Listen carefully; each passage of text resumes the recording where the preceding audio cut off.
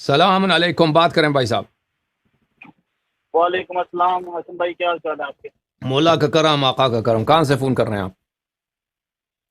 میں Canada Toronto سے phone کر رہا ہوں۔ میرا نام خدا علی آپ ہے۔ کو سلامتی دے، خدا آپ کو تو عزت دے۔ فرمائیے کیا حکم ہے؟ میں نے ایک دو باتیں کرنی تھی۔ ایک تو میں نے یہ بتانا تھا کہ جو انجینئر محمد علی مرزا ہے، جی جب وہ یہ حدیث ثقلین کی بات کرتا ہے کہ میں دو چیزیں چھوڑے جا رہا ہوں، تو وہ ایک بہت چالاکی لگاتا ہے اور وہ جی لوگوں کو بیسیکلی ایک طرح سے منحرف کرنے کی کوشش کرتا ہے اور ان کو ٹریک سے ہٹانے کی کوشش کرتا ہے۔ اور وہ کہتا ہے کہ جب دو بھاری چیزیں ہیں، قرآن اور اہل بیت، تو اہل بیت کے معاملے میں میں اللہ کا خوف دلاتا ہوں، یعنی کہ آپ نے ان سے حسن سلوک کرنا ہے۔ جی وہ یہ یہاں سے ڈائیورٹ کر دیتا ہے کہ آپ نے ان سے دین نہیں لینا، آپ ہوں، نے ان سے ہدایت نہیں لینی، اور صرف آپ نے ان سے حسن سلوک کرنا۔ تو ایک تو جی آگا آپ اس کو ذرا تھوڑا سا اسکور کھول کے بیان کریں، اور ان کی جو مکاریاں ہیں عمری جماعت کی، وہ تھوڑی سی آپ کھول کے ذرا اور بیان کریں کہ اس طرح یہ حدیثیں بیان بھی کرتے ہیں تو اس میں اپنا تڑکا لگا کے بیان کرتے ہیں، کیونکہ ان جی سے یہ وہ سیدھی دال ہضم نہیں ہوتی، معذرت کے ساتھ۔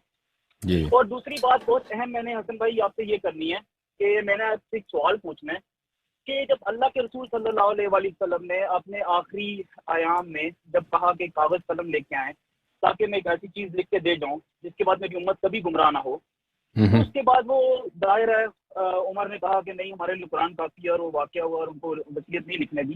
تو کیا ہماری اہل تشیع کی کتب میں کیا کوئی ایسی وصیت موجود ہے اللہ کے رسول صلی اللہ علیہ وآلہ وسلم کی جو انہوں نے اس واقعے کے بعد اپنی وفات سے پہلے لکھوائی ہو؟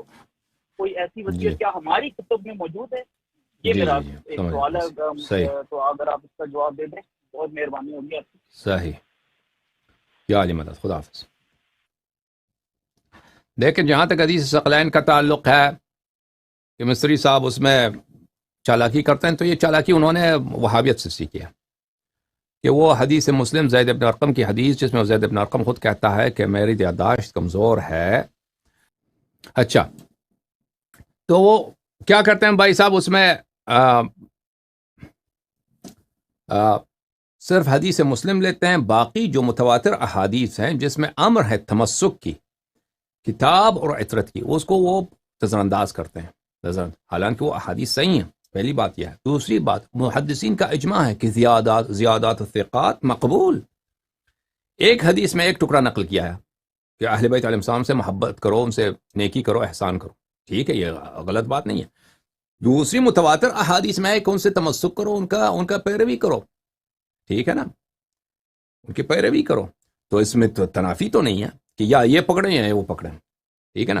اور مسلم نے تو کبھی خود مسلم نے ادعا نہیں کیا کہ میں نے ہر حدیث کو جو ہے صحیح حدیث کو نقل کیا، میرے کتاب کے باہر کوئی صحیح حدیث نہیں ہے۔ زیادات الثقات مقبول بالاجماع۔ ایک حدیث مختصر نقل کرتا ہے، دوسرا آدمی وہ جو صحیح حدیث صحیح سند کے ساتھ اسی حدیث کو زیادہ مفصل یا کسی اور تفصیل کے ساتھ نقل کرتا ہے۔ مثلا ایک حدیث میں ہے کہ اہل بیت علیہ السلام کے ساتھ نیکی کرو، دوسری حدیث میں ہے کہ اہل بیت علیہ السلام کا اتباع کرو، ٹھیک ہے نا۔ تو آپ صرف نیکی والی کو پکڑیں اور دوسرے کو بھول جائیں، یہ کس کی مذہب ہے؟ حالانکہ دونوں صحیح ہیں، بلکہ جو دوسری کہتے ہیں اتباع کرو وہ متواتر ہے، اس کے اسانید بہت زیادہ اعلیٰ ہیں۔ جو یقینی حدیث کو اس کو نظر انداز کرو، یہ ہے تعصب، یہ ہے قول رسول صلی اللہ علیہ وآلہ وسلم کو اپنی انا کے لیے، اپنی تعصب کے لیے، اپنے آباء و اجداد کی تقلید کے لیے پیر کے نیچے رکھنا، یہ ہے عین کفر۔ سمجھ آ رہی؟ اچھا، جہاں تک وصیت کی بات ہے، رسول پاک صلی اللہ علیہ وآلہ وسلم کے وصایا بہت زیادہ ہیں، 12 اماموں پر اتنی وصیتیں کہ بے حساب۔ مکتوب وصیت کی آپ نے سوال کیا تو میں اس کا جواب دیتا ہوں کہ جس دن رسول پاک صلی اللہ علیہ وآلہ وسلم نے وصیت لکھانا چاہا، ابو بکر عمر نے وہاں پہ شور مچایا، کتاب اللہ کافی ہے، کتاب اللہ کافی ہے، اور گالی دی رسول پاک صلی اللہ علیہ وآلہ وسلم کو، اور اس طرح تاریخ میں اپنے بد کردگی، بد عملی اور کفر الحاد کا اس نے ثبوت رکھ دیا کہ آج تک کوئی ناصبی اس کا انکار نہیں کر سکتا۔ انکار کر دے بھی تو لسانی انکار ہے، علمی انکار نہیں کر سکتا۔ ہمارے پاس دلائل بہت زیادہ، اور میرا چیلنج ہے سب علماء کو کہ آئے حدیث قرطاس پر، حدیث رضیت الخمیس پر ہم آپ سے بات کریں۔ جو حدیث میں دکھانا چاہتا ہوں وہ حدیث 11 ہے، اور صفحہ نمبر 636 میں اس کا شروع ہوتا ہے۔ ابان سلیم سے روایت کرتے ہیں کہ میں نے امیر المؤمنین علیہ السلام کو مسجد رسول صلی اللہ علیہ وآلہ وسلم میں خلافت عثمان میں دیکھا۔ خلافت عثمان میں صحابہ بیٹھے تھے، سب اپنے سوابق کا اور اپنے فضائل کا ذکر کر رہے تھے، اور امیر المؤمنین علیہ الصلوۃ والسلام خاموش تھے۔ تو جب سب نے دیکھا کہ یہ سب بولتے جا رہے ہیں، یہ خاموش ہیں، تو ان سے کہا کہ آپ کیوں نہیں بولتے، آپ اپنے سوابق و فضائل پہ بات کریں۔ تو انہوں نے اپنے سوابق و فضائل، بہت لمبی حدیث ہے، تو اس پہ بات کرنا شروع کیا، اور 20 صفحے کے بعد، کوئی 20 صفحے کے بعد آخر میں، حدیث کے اواخر میں یہ ہے، یا طلحہ، کہ رسول امیر المؤمنین علیہ السلام نے طلحہ کو پکارا، اے طلحہ الست قد شہدت رسول اللہ صلی اللہ علیہ وآلہ حین دعا بالکتف لیکتب فیہا ما لا تذل الامت ولا تختلف۔ اے طلحہ تجھے یاد ہے، طلحہ تجھے یاد ہے کہ رسول پاک صلی اللہ علیہ وآلہ وسلم اپنے آخری ایام میں انہوں نے جو کھاندے کی ہڈی ہوتی ہے اس کو طلب کیا کہ اس پہ اب ایسی وصیت لکھ دیں کہ ان کے بعد کوئی امت میں کوئی گمراہ نہ ہو، کوئی اختلاف نہ ہو۔ فقال صاحبک، اور تیرے ساتھی نے کہا، ما قال ان نبی اللہ یحجر، تیرے ساتھی نے یعنی عمر نے کہا کہ نبی کریم صلی اللہ علیہ وآلہ وسلم نستجیر باللہ نستجیر باللہ نستجیر باللہ، بکواس کر رہے ہیں، ہذیان کر رہے ہیں، ہذیان کہہ رہے ہیں، نستجیر باللہ۔ فغضب رسول اللہ صلی اللہ علیہ وآلہ وسلم ثم ترکہ، پھر رسول پاک صلی اللہ علیہ وآلہ وسلم کو غصہ آیا، پھر اس نے ترک کیا، ترک کر دیا، یہ بات چھوڑ دی۔ تو یہ یاد ہے؟ طلحہ نے کہا بلا قد شہدت ذلک، طلحہ نے کہا جی ہاں مجھے اچھی طرح وہ واقعہ یاد ہے۔ تو سید المسلمین علیہ الصلاۃ والسلام نے کہا فإنکم لما خرجتم اخبرنی بذلک رسول اللہ صلی اللہ علیہ وآلہ وبالذی اراد ان یکتب فیہا وان یشہد علیہا العامہ، جب تم سب وہاں سے نکل گئے تو رسول پاک صلی اللہ علیہ وآلہ وسلم نے مجھ سے بات کی، اور انہوں نے کہا کہ میں کیا لکھنا چاہتا ہوں، اور میں سب مسلمانوں کو، میرا ارادہ یہی تھا کہ سب مسلمانوں کو میں شاہد بناؤں اپنی وصیت لکھنے کا، لیکن انہوں نے مجھے گالی دی، بے عزتی کی میری۔ فأخبره جبرائیل ان اللہ عز وجل قد علم من الامة الاختلاف والفرقہ، جبرائیل نے خبر لے کے آیا کہ آپ کے بعد آپ کے امت میں اختلاف ہوگا، آپ کے امت مختلف فرقوں میں بٹیں گے، اس سے کوئی چارہ نہیں۔ ثم دعا بصحیفۃ، پھر اس وقت رسول پاک صلی اللہ علیہ وآلہ وسلم نے ایک صحیفہ مانگا لکھنے کے لیے، فَأَمْلَى عَلَيَّ مَا أَرَادَ أَن يَكْتُبَ فِي الْكَتْفِ،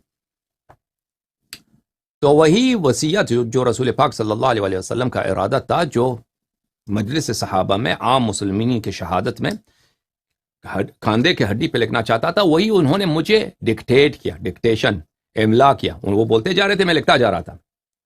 وَأَشْهَدَ عَلَى ذَلِكَ 3 رَهْطٍ، اور 3 صحابہ کو اس پہ شاہد بنایا، سلمان و ابا ذر والمقداد، سلمان کو، ابو ذر اور مقداد، یہ 3 شاہد تھے۔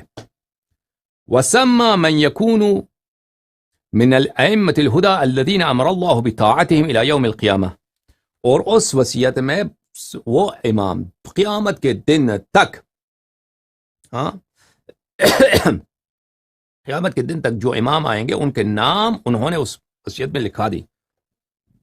فسمانی اولہم، رسول پاک صلی اللہ علیہ وآلہ وسلم نے فرمایا کہ اپنا نام لکھ دے کہ پہلا خلیفہ، پہلا امام، پہلا حجت میرے وفات کے بعد کون ہے؟ سید المسلمین امیر المؤمنین علیہ السلام۔ ثم ابنی ھذا وادنا بیدہ الی الحسن، پھر رسول پاک صلی اللہ علیہ وآلہ وسلم نے نام کس کا لکھایا؟ امیر المؤمنین علیہ السلام نے اپنے ہاتھ سے اشارہ کیا سید شباب اہل الجنہ امام الحسن علیہ السلام کی طرف، پھر فرمایا کہ ان کا نام لکھا دیا۔ ثم الحسین، اس کے بعد امام حسین علیہ السلام کا نام لکھا دیا۔ ثم 9 من ولد ابنی ھذا یعنی الحسین،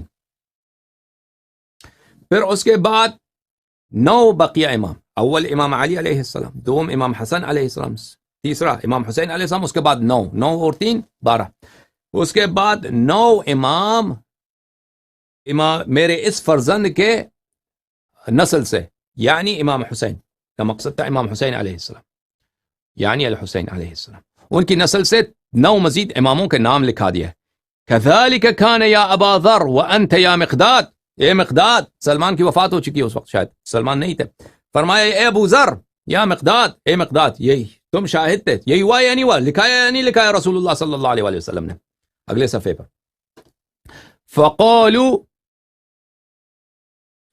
فقاموا وقالوا نشهد بذلك على رسول الله صلی اللہ علیہ وآلہ،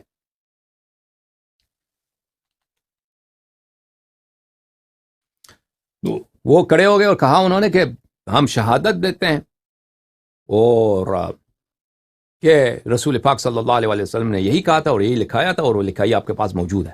ٹھیک ہے نا. تو اس طرح کے وصایا بہت زیادہ ہیں ہمارے کتب میں. الحمدللہ رب العالمین.